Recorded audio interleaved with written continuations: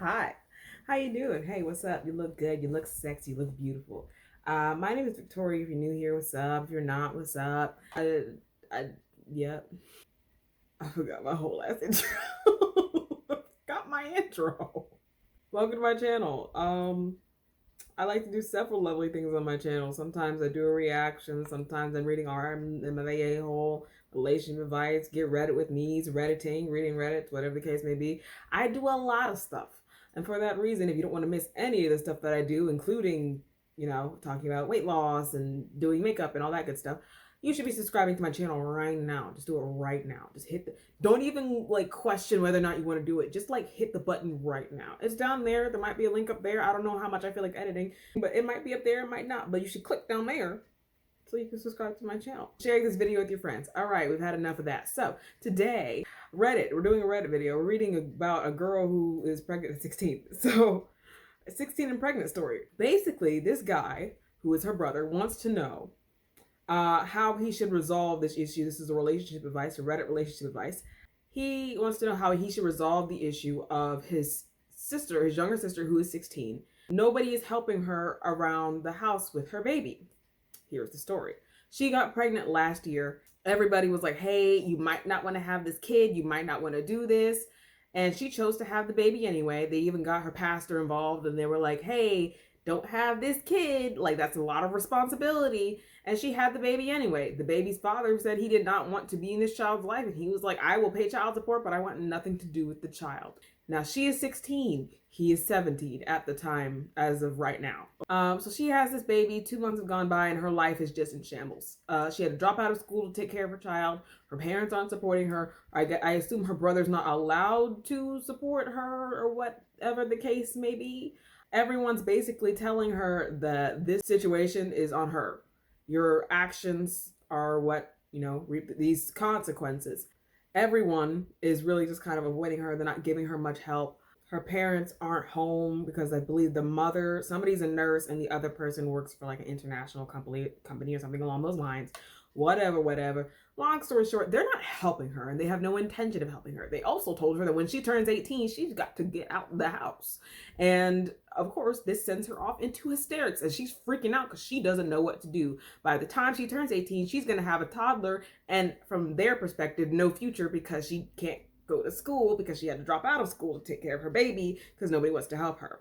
On top of that, on top of that, her baby's father, he's about to turn 18 and his parents can only pay child support up until he's 18. So he won't have income up until he finishes college, or so the Reddit person says. He won't have an income until he finishes school. And so she's pretty much on her own, or at least that's what he says. He doesn't really want to talk to his parents because, of course, they're pissed to high hell. Our Reddit person, he's like, I'm moving to New York next week or within the next couple of weeks. I don't really know what to do. Do I tell her to give her baby up for adoption? Do I tell her, like, try and convince my parents to, like, help her? Like, what do I do? Now, that is him asking for relationship advice in regard to his sister. Now, I'm going to tell you right now, my family doesn't play. If I got pregnant right now, it'd be all hands on deck. That's just how me and my relationship is. But everybody's different. The situation is different, okay?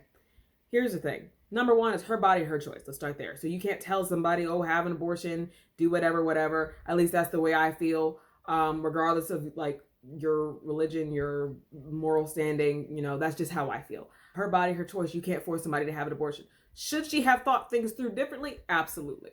There's other ways to go about the situation. I think she should have had the baby. I think she can do what she wants, but she probably should have thought this through because now you're not just putting your life on the line. You have this child's life on the line. And she probably should have thought like, okay, can I take care of this baby? What's going to happen? And here's the problem. She probably assumed that her family would be there for her and help her. Here's where I get a little upset here. They should. I'm not saying, once again, that's just me, how I feel. I'm not saying anybody's required to do anything, but I just kind of feel like this is your grandchild. This is your niece or your nephew. If you wouldn't help your sister or they don't want to help their child for whatever reason, that baby is innocent. That baby has done nothing wrong. I don't think it's right for you to separate the mother from the child because of the situation. It's her choice. You can't really be like, oh, give your baby up for adoption because of XYZ. But if she should choose to do that, then that's her choice. It would hurt her just as like any of the situations where you get rid of the child would hurt her. But if those are the solutions that she came to, if those are the ending results that she came to, that's her business. But let's get into the family portion of this. Why the fuck don't your parents want to help her? Now, I understand, once again, parents cut their kids off because they get pregnant all the time. They do this, that, and the third because they get pregnant all the time. Go to jail, whatever. Once again, their business. I don't agree with it at all, but not necessarily from the child perspective of the person that got pregnant or went to jail or whatever the case may be, but for the people around that person, i.e. the child, I just kind of feel like you might want to look out for the kid though. Like, you don't have to, once again, this is my opinion. You don't have to, but maybe. And here's why. In reality, if something should have happened to that child, as in your child, not the grandchild would have ended up in their custody. And if something happens to them, the grandchild will end up in your custody. I just kind of feel like you might want to look out for the kid that you're going to have a relationship with if that's the case. Now, if you have no intention of having a relationship with your sister or the child, or your parents have no intention of having a relationship with the sister or the child, which is messed up for a whole other set of reasons, then I mean, I guess it is what it is. My genuine opinion, you're a grown-ass man. You're 22. I'm not saying you have to give her a bunch of money or you have to do really like the above and beyond, but like the bare minimum, I guess. Help her where you can. You know, tell her like, okay, you need to maybe get into this program that they have daycare so you can get your GED. Or you need to do XYZ and this is the hours that you can work and I can help you for this amount of time. Or throw her some money, get some Pampers, do this, that, and the third. I feel like relationally, nobody is in life, because you're born alone, you die alone. Nobody is required to do anything for you. You help people out of love. You raise your children in love and out of love. You look out for your siblings in love and out of love. Okay. So I feel like the same goes for grandparents. That's why I'm like weirded out by this. I feel like if you don't want to help her financially, if your parents don't want to help her financially, if one of us got pregnant, I don't think my mom would put us out. I don't think she would. I'm curious. I might have to ask her. So editing Victoria, if you can remember to ask her, put her answer, like write it out somewhere. But I don't think she would put us out. I don't think she wouldn't support us. I genuinely think she would have been like, you have to get into a program or something where you can get daycare and get your GED. Or go to a school that has the option of daycare and get your GED. Because at the end of the day, once again, it's not just her life that's at risk for financially being stable. It's the kid's life too. And you want that child to be just as stable as you want your sister to be. So you just say like, oh, should I convince her to give the baby up for adoption? No, that's kind of, at least to me, that's messed up. If that's not something that was already on the table for her, of course you can present it to her, but she might not want that. And then she's still stuck. So I was worried about what my answer was because I was like, oh, am I being too, you know what I mean? But no, I'm not. Because, yeah, no, I read some of these comments, some of the replies, and I'm not wrong. Everyone is like, get her into a program that can help her. Because clearly you don't intend to do it, which is your business, no judging. You don't intend to do it. Your parents aren't going to do it. So somebody should intend to take care of her or help her in that way. You know what I mean? Somebody should probably be like, hey, Section 8, welfare. School districts, look into stuff like that, because what you don't want is this child to be out there with a child. What you don't want is the streets raising your sister and her baby. That's not cool. And the thing is, everybody loves I put you out there on your own, and so on and so forth, until people become resentful, or people end up in jail, or people end up in dire situations. And then all of a sudden it's, oh no, how did this happen? I don't know, motherfucker, how do you think it happened? Like, think for a second. Now, once again, if you are one of those people that put your kids out at 18, that's cool. If you're one of those people that put your kids out when they get pregnant, whatever the case may be, I don't like you, but it's not my prerogative or your prerogative for me to like you, you to like me. So that's just, but everybody raises their kids differently. I don't think you should be doing that. That's problematic. Okay, two things, and this goes to the parents specifically. Somebody said, number one, your parents not giving her the information that they more than likely have is a problem. Your parents purposefully avoiding giving her information on, okay, you can get Section 8, you can get welfare, get on food stamps, get on WIC, do this, that, and the third, so that you can slowly build up your life to where you need to be in life. That's a problem. Them like trying to make it so that she can't have the resources she needs because they're upset with her is a problem. Because regardless, that's still your kid. Okay, you don't stop being somebody's kid because you got pregnant. You don't stop being somebody's kid because you went to jail. That doesn't make sense. Like, okay, like, and she's 16. It's not like she's a grown woman. She's 16. She's a baby. That's number one. And number two, somebody said, it's so funny because eventually that grandchild is going to grow up, and more than likely your parents are going to want a relationship with that child.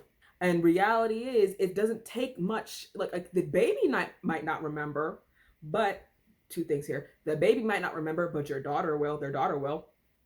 And number two, that baby is going to heed whatever their mother says.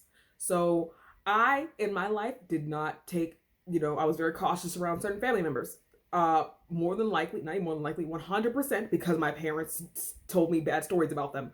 Whether or not those stories rang true, who knows? But I was real cautious around people. I did not like people that I barely knew because that's just what I was told. Now, is that the best thing to do? No. In fact, my parents have expressed regret in a lot of those situations, but it changed how I saw those people, and it changed my relationship with those people. It is what it is there. So if you can think, like, if you're just using me as an example, if somebody's like, yeah, no, your grandparents put me out because I got pregnant with you and I was 16, I didn't know what to do, but I wanted you because I loved you, but they didn't love me enough to keep me around. Like, you know how serious this is going to sound to a kid? And then they turn 12 and they're like, I don't want you, grandma. Like, and also, this will be the last thing I say before I end this probably like 12-minute video. This isn't the 1950s. You can't just drop a baby off on somebody's doorstep and be like, yikes, too young to have this. You want it? Listen, sis is gonna be all right either way. But like, I wish I knew who this was because like I give to her GoFundMe. like this is ridiculous to me. That is the end of today's video. My closing thoughts. At the end of the day, I kind of feel like family is family. Now everybody's raised differently. Your expectations for life and things like that are different per family. I was raised in a house with all hands on deck, every baby. I have 3 nephews and a niece, and I love them more than God knows. Like, honestly, I love them, and that's just how family should be. My parents do the same because those are their grandkids. If anything happens, what the situation may be with their parents, you need somebody to watch your kids, you need XYZ, we got you. That's just how we operate. Not everybody is like that. I feel like in this situation, she's 16. That is a child. And you to say, oh, well, just know that once you turn 18, you're gonna pretty much be stuck. You're gonna be on your own. That's messed up. And it's not just messed up because of like, oh, she turned 18, she's an adult. If she turned 18 and she's an adult by herself, that's one thing.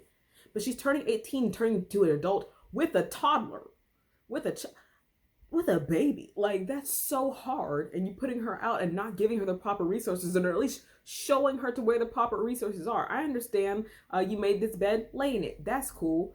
But you can help somebody.